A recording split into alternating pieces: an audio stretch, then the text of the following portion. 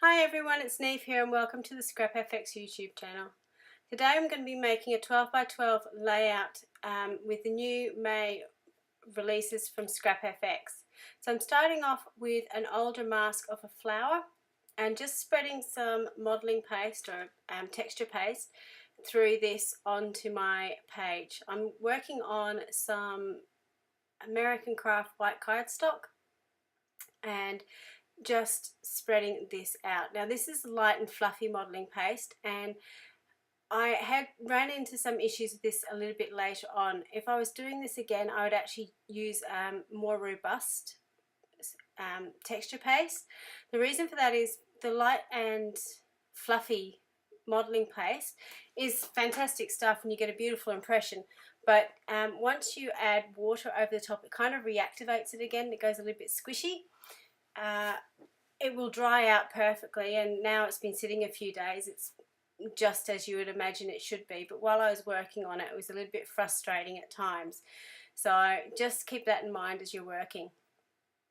So I've just gone through and finished putting these down, and because I am very impatient, and this is part of the problem, instead of leaving this to dry for 24 hours like you're really supposed to, I decided to use my heat gun. Now, in the past when I've done this, it's been fine. It does dry really quickly. Certainly the top of the modelling paste is dry to the touch, but again, I didn't factor into the fact I was going to be flooding this with inks and water, which again sort of reactivated it. So you can see while I'm heating it up, I'm touching the top to see if it's set, ready to go. So it does take a little while. This took about 5 minutes or so to dry. I think this is all sped up footage. But if you have got the time, I would strongly recommend that you leave this for a few hours, if not do it and leave it overnight.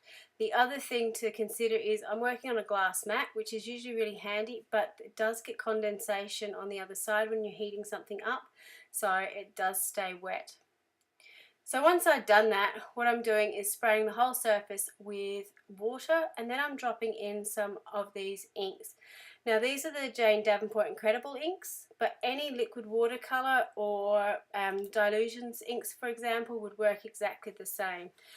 Be really sure when you're doing this though to work in a similar colour scheme. So I'm using cool colours to do this, and I'm not mixing sort of yellows and oranges in here, because if I did that it would end up looking very mud-like. So you just get this beautiful intense colour all over the page. I am damping off some of the excess moisture and going in again with my heat gun to heat set it. You can see where the grooves are, where that mask was.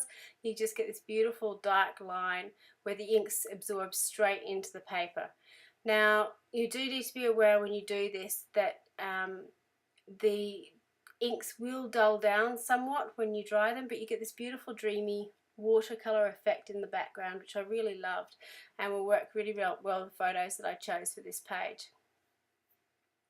So while I'm working on this, I'm just letting it dry, and then I'm going in with some gold Heidi Shine and just dropping it over the top just to add a little bit of sparkle and interest to the page. The Heidi Shine inks is a different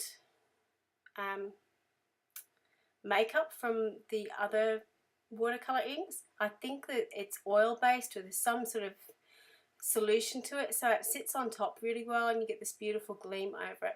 I also really like where it's got into the grooves, because it sort of gives that natural highlight to the flower shapes in the background. So again, I'm going in and heat setting it and then drying off my area underneath. And again, if you're working with glass, it's really important that you do that, because otherwise it's just the moisture is just going to stay there in the paper. So I started off with this photo, which I really love, and I've got this love infinity sign with the Dreamcatcher coming down from the new release from Scrap FX. I also had the silhouette of the Dreamcatcher in the background, which I was playing around with, but I didn't really like it. But I did love this mandala because it kind of played in with the flowers in the background and made everything sort of go together.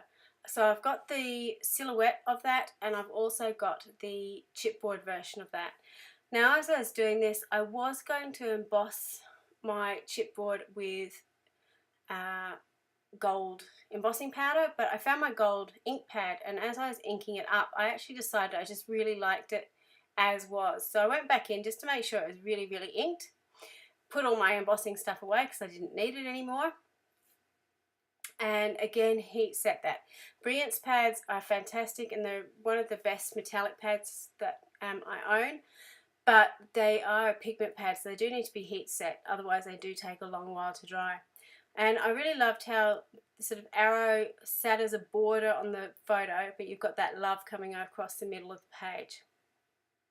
So I decided I needed something to mat my photo, and I scrunched up some deli paper, and then just with the gold went over the top of it so it went into the creases, just to add a little bit of interest to it, and it wasn't just white, and I picked up the gold of those splatters in the background, but I decided it wasn't quite enough. So I'll go in with some new stamps from Tim Holtz, which are the tattered lace, I think they're called. And instead of using black, I decided to use a hickory smoke archival ink, so it was a subtle pattern in the background rather than something that was really in your face, because I did want the photo to be the standout point, I suppose, of this page. So I'm just going around a rough border of where the photo is going to be, and then I'll tape down my photo and tear out the paper in the background. I tend to like having, particularly when I'm using tissue paper, to have a torn edge. It tends to give a softer look to what you're working on. If you struggle to tear your tissue papers or your collage papers, using a wet paintbrush, particularly when you're tearing against the grain, will sometimes help you be able to tear and just get a more even look to what you're doing.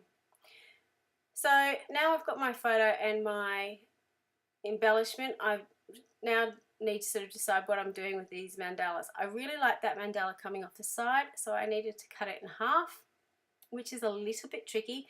To do this, you need to have a really sharp craft knife, or if I'd been sensible, use a guillotine and you can go straight through it. But it is very, very fine to cut. They're beautiful images to use.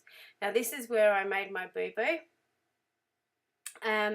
I put my photo down onto my surface where I was working, and it wasn't quite dry, and I ended up ruining my photo, and no matter what I tried, I couldn't get it off. So a quick fix was I got a new photo and stuck it over the top. So in the background, while I did that, I forgot to turn the camera back on again. I just stuck down those mandalas. The large mandala on the left is the chipboard one, and I just painted it with, inked it up with black ink, so it was finished. So this was the finished page basically. When I kept coming back to it because I wasn't sure if it was finished. It didn't have any journaling on it or a title as such, which I don't usually do on my journal pages, or my scrapbooking pages, sorry. So I ended up going to my Tim Holtz Small Talk stickers and putting on the Darling You're a Work of Art at Choose to Shine, because I think it summed up that beautiful photo. So this is my final page. Thank you so much for watching, and until next time, bye for now.